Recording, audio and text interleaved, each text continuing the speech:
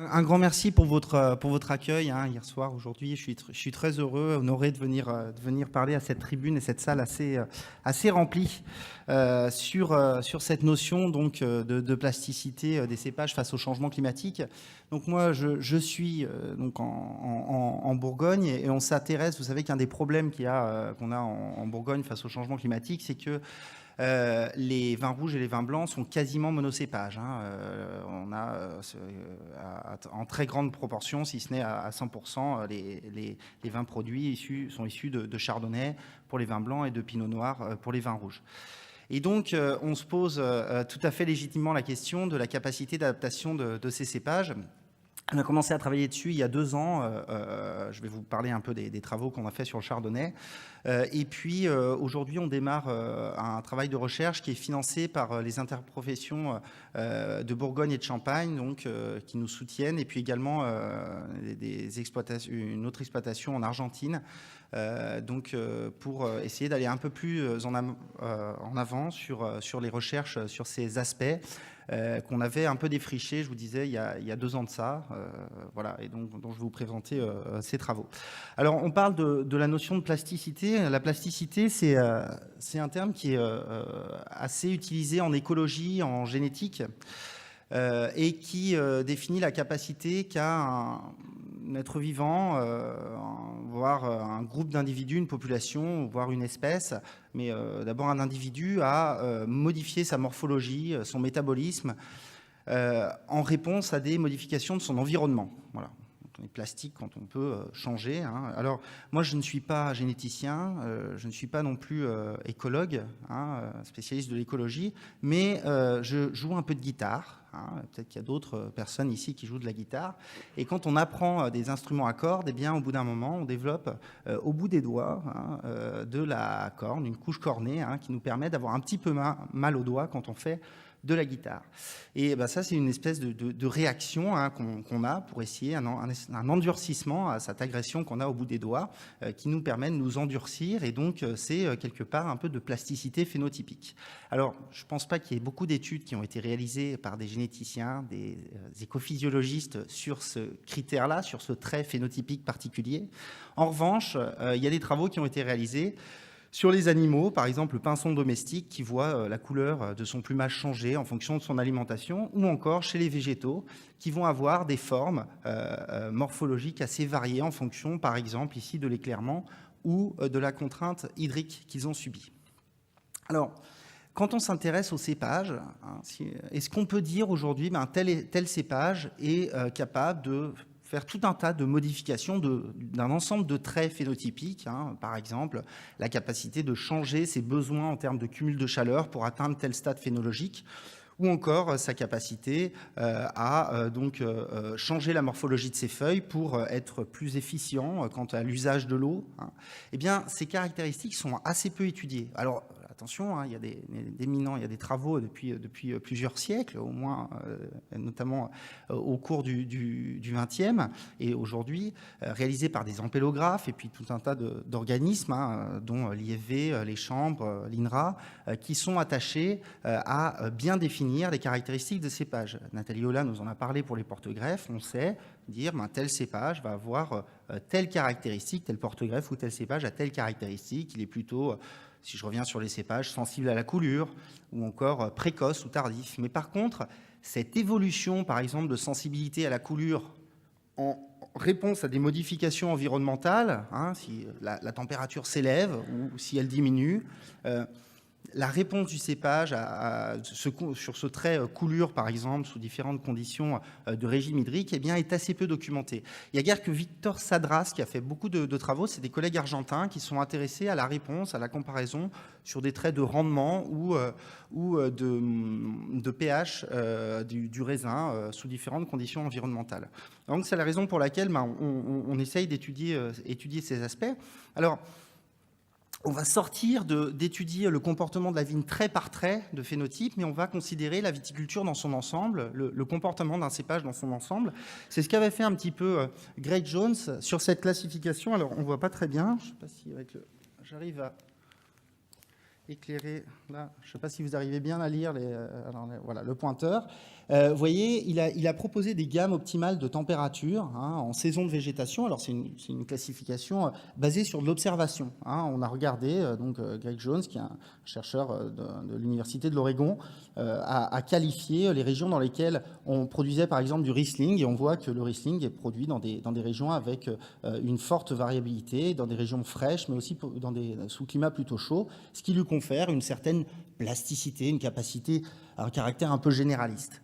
En revanche, le Pinot Noir, vous voyez qu'il a une gamme d'adaptabilité au regard de cette classification. J'y reviendrai après, elle est peut-être un petit peu étriquée. Au regard de cette classification, le Pinot Noir a une gamme assez faible. Et quand on voit cette classification, on est inquiet. Alors, pourquoi on arrive à adapter plus ou moins un cépage? On n'est pas uniquement sur de la réaction d'un organisme seul, mais il y a bien sûr tout un tas d'actions qui sont réalisées au vignoble. On a parlé par exemple du choix du porte-greffe, mais en amont, il y a également des actions à plus court terme.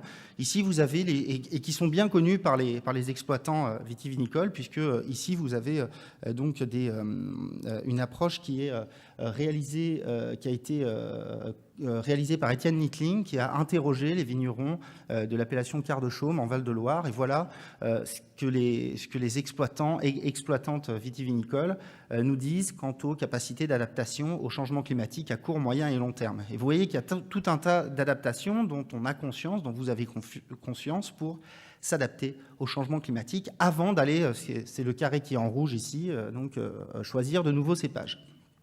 Encore une fois, pour des régions où on base beaucoup des produits sur du monocépage, sur un seul cépage, c'est très important de pouvoir bien utiliser ces interventions.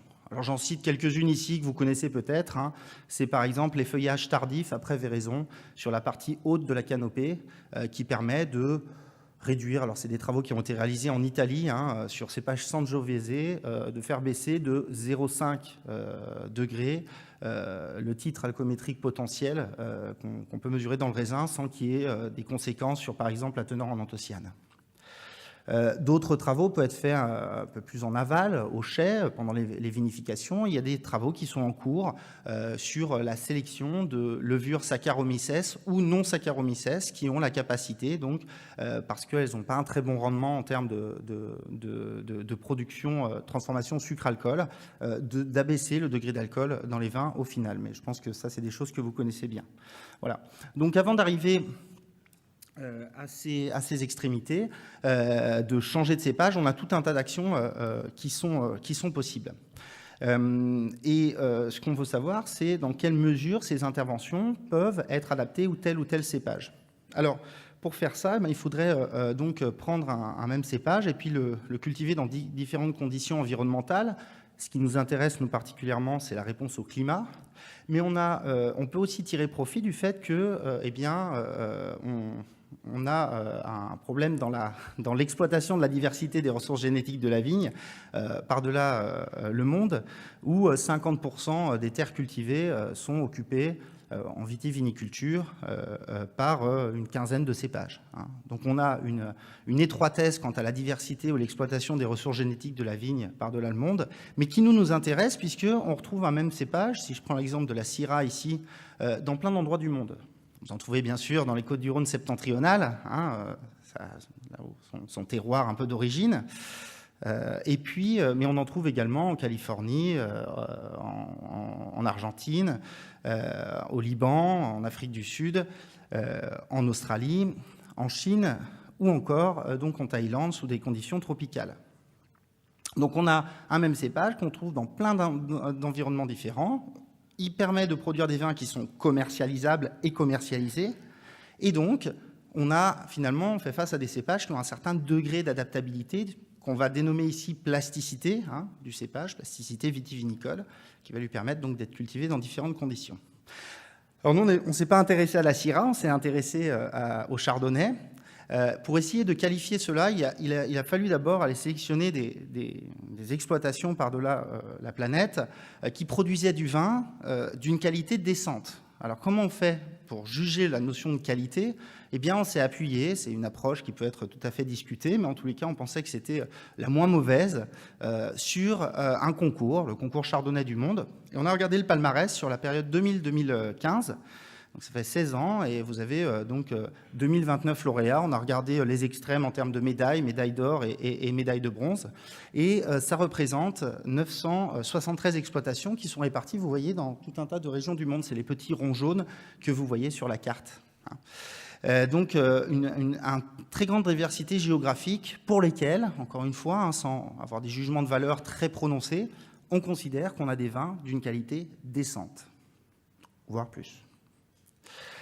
Et puis, dans ces régions, on a aujourd'hui accès à des données climatiques sur l'ensemble de la planète qui a une résolution d'1 km² et qui nous permettent de documenter à la fois les conditions climatiques de l'ensemble des régions vitivinicoles du monde, et puis on est allé chercher les conditions qui étaient celles de ces 973 exploitations lauréates. Et on a comparé les deux.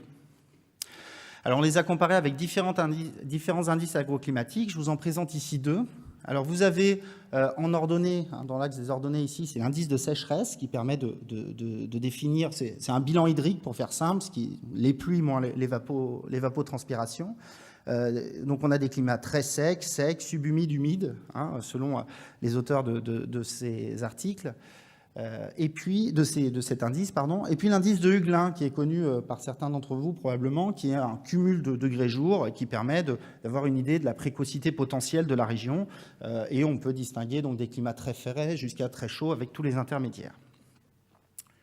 Eh bien, si on positionne sur cet espace graphique les régions vitivinicoles de l'ensemble de la planète, on a géoréférencé sur l'ensemble de la Terre 650, un peu plus de 650 régions vitivinicoles, et on va en extraire les données climatiques et les caractériser. Donc les voilà, ces régions, elles sont projetées sur cet axe. Alors ça fait des formes un peu bizarres, mais en fait, ça vous permet d'identifier où se trouve. On peut retrouver où se trouve la Bourgogne, qui a un climat donc plutôt frais, à tempérer, dit subhumide, pas humide, mais presque. On retrouve la région de Cahors, par exemple, qui, elle, affiche plutôt un climat chaud, tempéré chaud et sec. Idem pour le Languedoc, mais avec un climat tempéré chaud à chaud. Et puis enfin, si je prends la Napa Valley en Californie, là on est à peu près dans les mêmes conditions thermiques que dans le Languedoc, en termes de cumul de température, mais par contre avec un climat beaucoup plus sec. Alors, si je représente dessus, sur cet espace climatique des régions vitivinicoles de la planète, les 973 localisations dont sont issus les lauréats de Chardonnay du Monde, en distinguant en jaune les vins tranquilles, de vert les vins effervescents, eh bien vous voyez qu'on a recouvert quasiment tout l'espace. Qu'est-ce que ça veut dire, ça? C'est qu'on a un cépage qui est cultivé presque dans toutes les conditions climatiques que rencontre la vitiviniculture aujourd'hui. Donc on peut considérer qu'on a un cépage relativement plastique. Alors si je reviens sur la classification de Jones dont je vous ai parlé, vous savez, l'amplitude des cépages en fonction de la température telle qu'ils sont cultivés, eh ben on la revisite un petit peu et on voit qu'en réalité, je ne sais pas si, voilà, je lève un peu le bras, on voit qu'on a donc une gamme beaucoup plus large que celle qui a été proposée initialement. Pourquoi? Parce que cette classification elle était basée sur des données d'un nombre de régions limité et puis sur des observations à partir de données de la fin du XXe siècle. Et aujourd'hui, on est en 2018, il y a déjà, on n'a pas le même climat que celui qui est généralement utilisé comme référence, c'est-à-dire les 30 ou 50 dernières années du XXe siècle. Alors, on voit aussi la diversité en termes de précipitations sur la gauche. Je passe assez rapidement. Voilà, on a une gamme. On a essayé de voir si on pouvait distinguer les climats des chardonnays effervescents des chardonnays tranquilles. Et on voit une bonne distinction concernant la température, mais pas nécessairement concernant les précipitations. Voilà, j'en ai terminé. Je crois que je suis à peu près dans les temps. Alors, je vais faire 2 points de conclusion simplement. D'une part, c'est un constat qui a été fait quand on a commencé à travailler sur ce point de plasticité. Et en fait, on s'aperçoit que si les caractéristiques des cépages, comme encore une fois, vigueur ou tolérance à la sécheresse, sont relativement bien documentées par le biais des observations dans des collections et sur le terrain qui ont été réalisées par de très nombreux acteurs partenaires de la profession vitivinicole, eh bien, la capacité d'un cépage à produire un vin en qualité et en quantité sous différentes conditions climatiques, eh bien, c'est quelque chose qui est assez peu documenté aujourd'hui et c'est souvent abordé empiriquement. Et donc, il est nécessaire, il nous semble, de bien documenter cette plasticité des cépages en allant par un regard global tel que je l'ai présenté ici sur ce premier travail sur le chardonnay, mais aussi en allant trait par trait qualifier la plasticité phénotypique des individus. Pour, par exemple, produire, pour différents cépages, la capacité, alors ici, prenons le trait rendement, hein, la capacité qu'aurait un cépage à produire du rendement, qui est un ensemble en fait de traits physiologiques, et bien de savoir si un cépage a une gamme de réponses, capacité de maintenir un même rendement sur une très large gamme de stress hydrique, de conditions de stress hydrique, ou plutôt sur une gamme un peu plus étriquée. Même chose sur le stress azoté, le stress thermique, etc. Voilà, je vous remercie de votre attention.